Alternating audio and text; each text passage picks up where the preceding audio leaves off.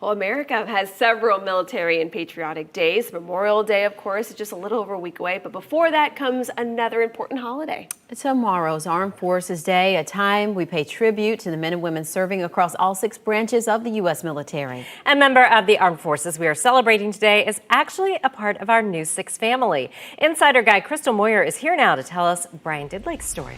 Yes, some of our loyal viewers may have noticed a member of our team, Brian, was off the air for several weeks last month. Well, he took some time away from work here because he had a training deployment for the Army Reserve.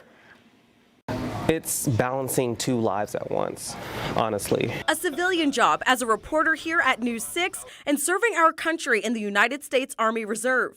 Being able to serve my country is also serving family tradition.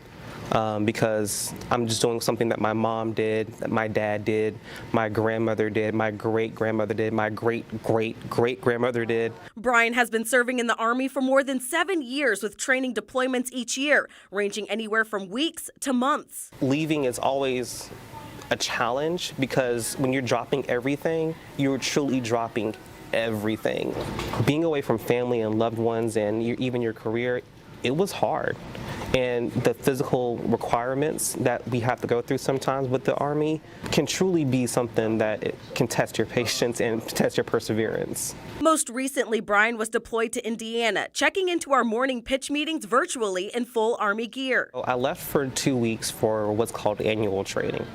So you put yourself in a real life situation and you find different ways on how to maneuver in that situation, whether it be responding to a nuclear attack or responding to a chemical attack or just responding to any type of terroristic threat that we would have to face either overseas or here at home. Brian, working in the Public Relations Division, recently sharing the stories of U.S. soldiers training for a nuclear response. And honestly, it was kind of scary just to think about the gravity of the type of training that we do, because if something does happen here in the States, we will be the first to go. Growing up in a military family, Brian says he's moved around a lot, living in Germany, Georgia, and Louisiana, where he was born. He shares his Southern roots through cooking. I remember the first time I met you, you walked through this door, you talked about like cooking. Cooking Yes. was your thing. You're like, I can cook, I'm gonna bring some gumbo, and you did.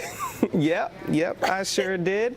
So gumbo is it's a special dish for me and my family because it's something that I've always seen my grandparents, my mom, my aunties, they all make this specific dish to bring people together. And so it's a form of good luck for my family, especially when we move to like a new place. A love he also shares with the men and women he serves with in the Army Reserve. Any type of service, whether it be the Army or the Navy or the Air Force, it's always just a big family.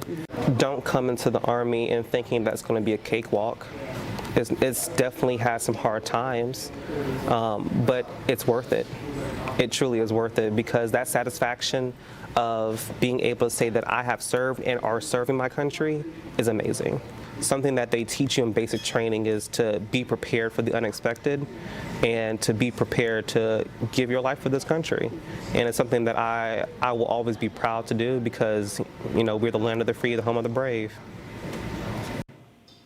Army Specialist Brian Didlake II says he's met so many people during his deployments with all kinds of different jobs. You can learn more about Brian and his experiences as a specialist in the Army Reserve on clickorlando.com/insider. And let me tell you, when he first got here, our love language is food. So he made lots of friends the first week. Lots of food. Oh my goodness, that story was so fascinating. I learned so much and so interesting that the lineage in his family, his grandmother and a great-grandmother and great-great-grandmother serving in the armed forces. You don't think of women necessarily as being that far back in the lineage. Because my mom was in the military too.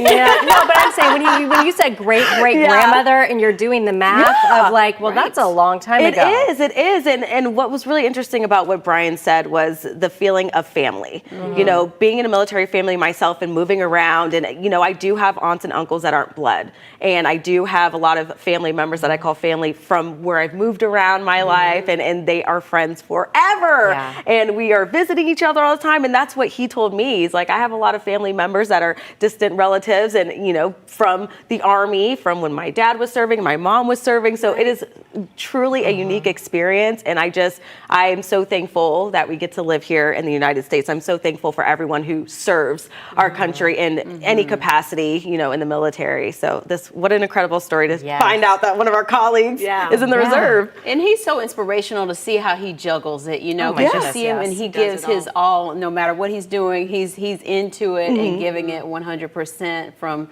you know, being out there training to being here in the newsroom. He does it all. And he gets to use his talents here because he's just moved into that public relations, public affairs department. So while he's a reporter here and he gets to tell stories here, he does that for the Army Reserve. So it's really cool to see, you know, him using his talents here as a reporter to be able to share what they're doing out there in the U.S. Army. He's a We're shining thankful light. for him and thankful for his service too. Thank you for shining that story on us. Thank you.